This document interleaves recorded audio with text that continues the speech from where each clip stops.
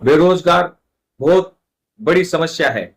लेकिन मोदी जी जब प्रथम बार प्रधानमंत्री बने तो वे दुनिया उन देशों में गए, जापान में, चीन में, कोरिया में, जहां बच्चे पढ़ाई के साथ साथ कुछ कौशल सीखकर कमाई भी कर रहे हैं, और उसको लाकर उन्होंने कौशल विकास में कार्य करने के लिए करोड़ों रुपए भेजे।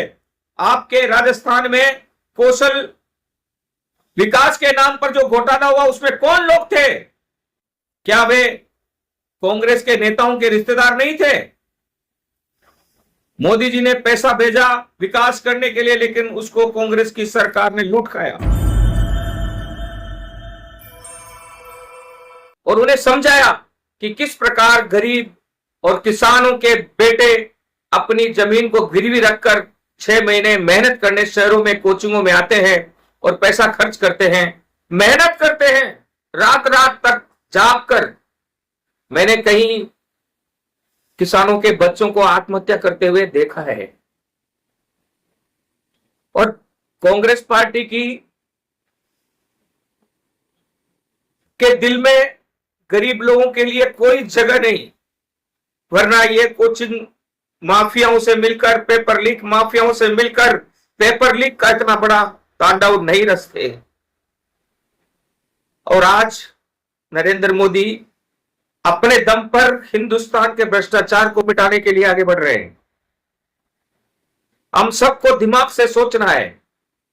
केंद्र में मोदी की सरकार और प्रदेश में बीजेपी की सरकार गरीब के हित में काम कर रही है, युवा बेरोजगारों के हित में काम कर रही है, घुमंतु समाज के हित में काम कर रही है, कच्ची बस्तियों के लिए काम कर रही है।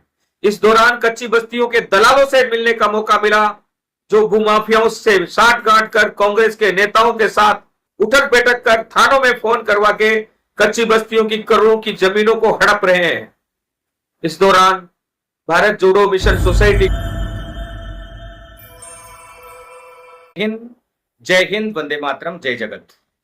साथियों, कल राजस्थान के लगभग 1 दर्जन लोकसभा क्षेत्रों में चुनाव है।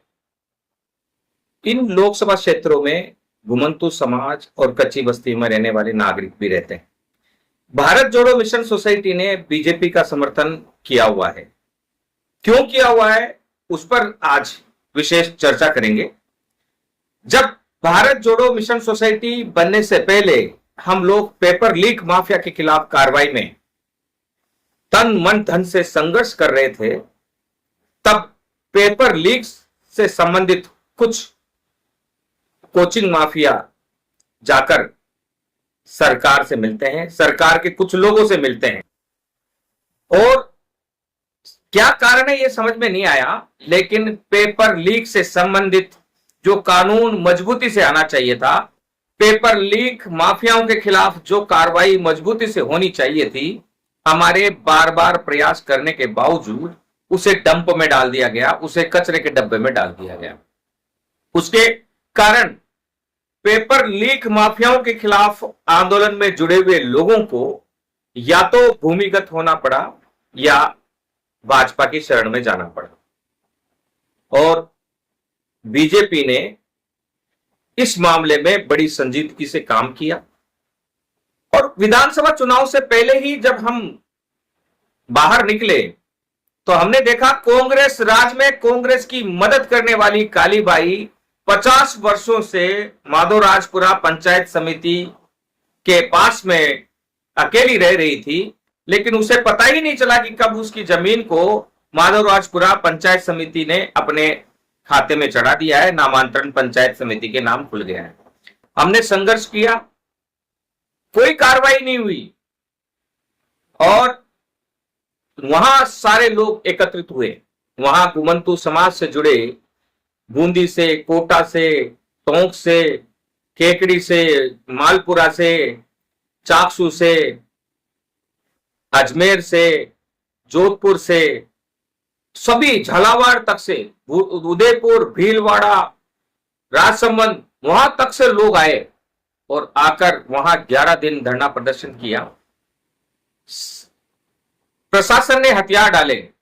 प्रशासन ने हथियार कांग्रेस की वजह से नहीं डाले, कांग्रेस ने कुछ नहीं किया।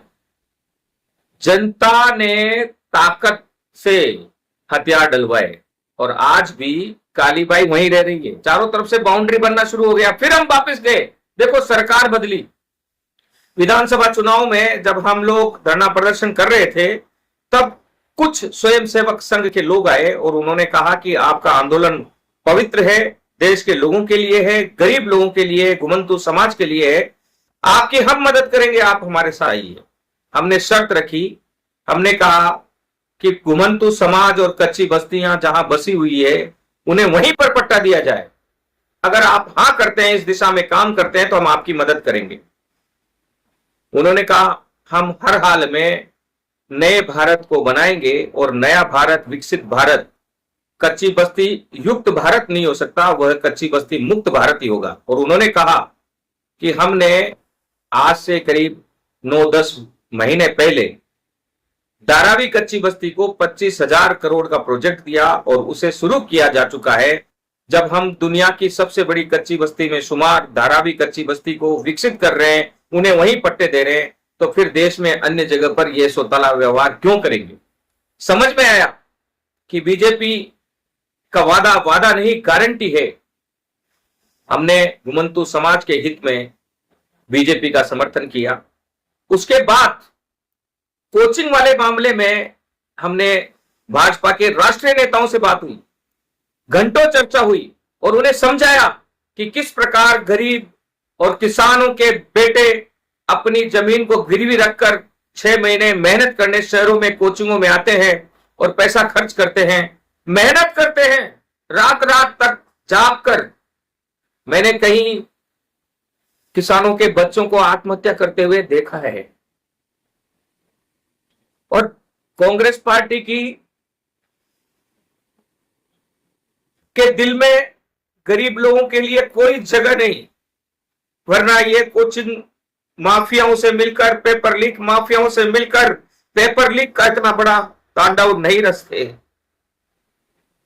और आज नरेंद्र मोदी अपने दम पर हिंदुस्तान के भ्रष्टाचार को मिटाने के लिए आगे बढ़ रहे हैं।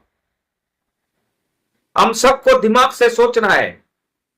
केंद्र में मोदी की सरकार और प्रदेश में बीजेपी की सरकार गरीब के हित में काम कर रही है, युवा बेरोजगारों के हित में काम कर रही है, घुमंतु समाज के हित में काम कर रही है, कच्ची बस्तियों के लिए काम कर रही है। इस दौरान कच्ची बस्तियों के दलालों से मिलने का मौका मिला, जो भूमाफियाओं से साठगांठ कर कांग्रेस के नेताओं के साथ उठक बैठक कर थानों में फोन करवा के कच्ची बस्तियों की करोड़ों की जमीनों को हड़प रहे हैं। इस दौरान भारत जोड़ो मिशन सोसाइटी भला बुरा भी कहा गया, ठग भी कहा गया, लूटने वाला भी कहा गया, लेकिन हम भूमाफियाओं के करोड़ों की पेशकश को टुकराते हुए आगे बढ़ रहे हैं। हम धन्यवाद देते हैं मदन दिलावर जी का, जिन्होंने 2 महीने पहले घुमंतु समाज को पंचायत लेवल पर रियायती दर पर पट्टा देने के आदेश जारी किए। आशा जगी कि घुमंतु समाज के जो बच्चे शहरों में भीख मांगते हैं, आप जाइए चौराहों पर, घुमंतु समाज के लोग आपको खिलौने बेचते नजर आ जाएंगे। अकेले मोदी जी कुछ नहीं कर पाएंगे। हमें और आपको सोचना है कि समाज का भला कहां होगा, और निर्णायक समय है ये। देश आगे बढ़ रहा है, विश्व के सारे महाशक्ति विश्व युद्ध में तैयारी कर रहे हैं। हमारा देश बचा हुआ है। मोदी जी के नेतृत्व के कारण हम विश्व युद्ध में किसी भी गुट में शामिल होकर अपने देश की बर्बादी के लिए जाते हुए नहीं देख रहे हैं। हमारा देश आज संगठित हो रहा है, हमारा देश आज विकसित हो रहा है। ये चुनाव निर्णायक है साथियों। कांग्रेस के लोग कहते हैं कि अगर मोदी जी इस बार जीत गए तो फिर चुनाव नहीं होंगे। आप सोचिए, अगर विश्व युद्ध हो जाएगा, मुस्लिम देश विश्व युद्ध में शामिल हो रहे हैं, ईसाई देश विश्व युद्ध में शामिल हो रहे हैं, साम्यवादी ताकतें विश्व युद्ध में शामिल हो रही है, और भविष्यवाणी करने वालों ने कहा है कि तृतीय विश्व युद्ध में लड़ने वाला और जीतने वाला दोनों ही बर्बाद होंगे। हार और जीत का कोई मायना ही नहीं रहेगा, इतना कुछ बर्बाद हो चुका होगा। विश्व आज से 20 वर्ष के पहले के आकलन के आधार पर 270 बार पूरी दुनिया को 3 मिनट में तबाह करने की ताकतें लेकर इन महाशक्तियों को आगे बढ़ते हुए देख रहा है।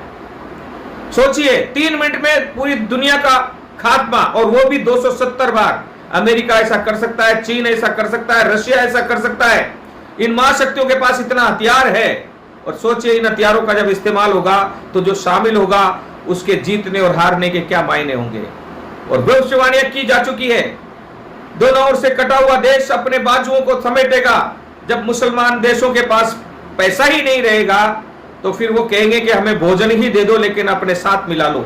ये कटे हुए बाजू शामिल होने जा रहे हैं हिंदुस्तान में, नया हिंदुस्तान बनने जा रहा है। वही वृहद हिंदुस्तान बनता हम देख रहे हैं। वृहद हिंदुस्तान के लिए एक वोट आपको देना है।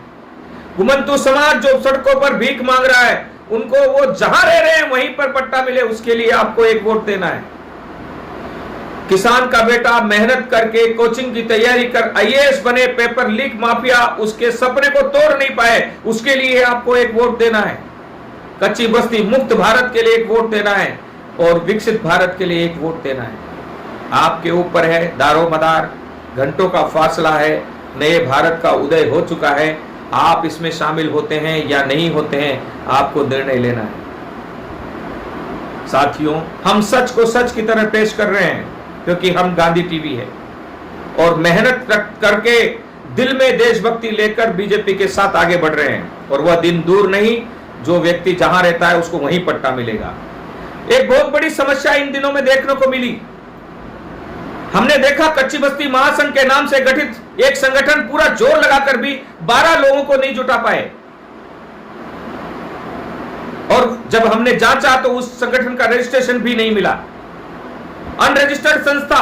और जैसे ही भारत जोड़ो मिशन सोसाइटी ने काम करना शुरू किया तो सब जाग खड़े हुए कि हमारी नेतागिरी खिसक जाएगी। हम नेतागिरी के लिए काम नहीं कर रहे, हम जनता के हित के लिए काम कर रहे हैं, और हित के लिए मरते दम तक काम करते रहेंगे। कई बार घर का पैसा भी लगाते हैं। पिछले महीने हमारी टीम ने अपने जेब से पैसा मिलाकर कुछ काम किया है, और आगे भी करते रहेंगे। जो समाज में सक्षम लोग हैं वे उठें, जुड़े, कच्ची बस्ती मुक्त भारत और घुमंतु जातियों को जो जहां रह रहे हैं वहीं पर पट्टा मिले, उस अभियान को लेकर आगे बढ़ रहे हैं, अध्यादेश लाने की ओर आगे बढ़ रहे हैं। और इसके लिए जरूरी है कि बीजेपी सरकार दोबारा भारी मतों से जीत हासिल करे। यह आपको सोचना है। अब तक गुलाम रहे क्या मिला? किसी राजनीतिक दल के लोगों ने यह कहते हुए कि हमें 1952 में गुलामी से आजादी करने के लिए नेहरू ने एक कानून दिया है। अरे 1947 में देश आजाद हो चुका था। 1952 तक जब तक आपके नेता रोते थे तब तक आप फिर गुलाम रखे गए।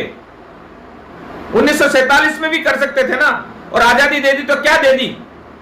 कांग्रेस राज में हमें हर थानों में लड़ना पड़ा, घुमंतु समाज के हित के लिए, उनके सम्मान के लिए हर सरपंच से लड़ना पड़ा। और बीजेपी सरकार आते ही उन्होंने हर पंचायत समिति में रियायती दर पर पट्टे देने के आदेश दिए हैं। समाज के नेता लोग सिर्फ नेतागिरी करने के लिए लड़ते हैं कि मैं नेता बन जाऊं, मैं फला पार्टी का नेता बन जाऊं, मैं फला पार्टी का नेता बन जाऊं, और उनको बताऊं कि मेरे पीछे देखो पूरा समाज खड़ा है। इसी उधेड़पुन में समाज का भला नहीं हुआ। हर समाज में जब समाज हित और राष्ट्र हित गौण हो जाता है और जो पदाधिकारी है उनके नेता बनने की चाहत होती है तो खत्म हो जाता है। इसलिए आपको सोचना है, कोई कुछ भी कहे, अपने भविष्य के लिए एक एक वोट बीजेपी को देना है। बार बार ये मौका नहीं आएगा, और आज अगर आपने भारी मतों से बीजेपी को जिता दिया तो वो काउंट होगा। एक एक बूथ की गणित आती है, और बीजेपी के नेताओं को लगेगा कि घुमंतु समाज ने अब पहली बार अपनी गुलामी की जंजीरों को तोड़कर बीजेपी के पक्ष में वोट दिया है। पहली बार लगेगा कि अपनी गुलामी की जंजीरों को तोड़कर कच्ची बस्ती के लोगों ने संपूर्ण रूप से भाजपा सरकार लाने के लिए इसलिए मदद की है ताकि हमें अध्यादेश मिले। तो साथियों, आपने इतनी बार कहां वोट दिया ये मायने नहीं रखता, लेकिन इस बार अपने भविष्य के लिए वोट दें, अपने वास्तविक आजादी के लिए वोट दें, अपनी परिस्थितियों को दूर करते हुए अच्छे भविष्य के लिए वोट दें। जय हिंद, वंदे मातरम, जय जगत। हम सब मिलकर लड़ेंगे, विजयी बनेंगे और अपने आने वाली पीढ़ियों को अच्छा भविष्य देकर जाएंगे।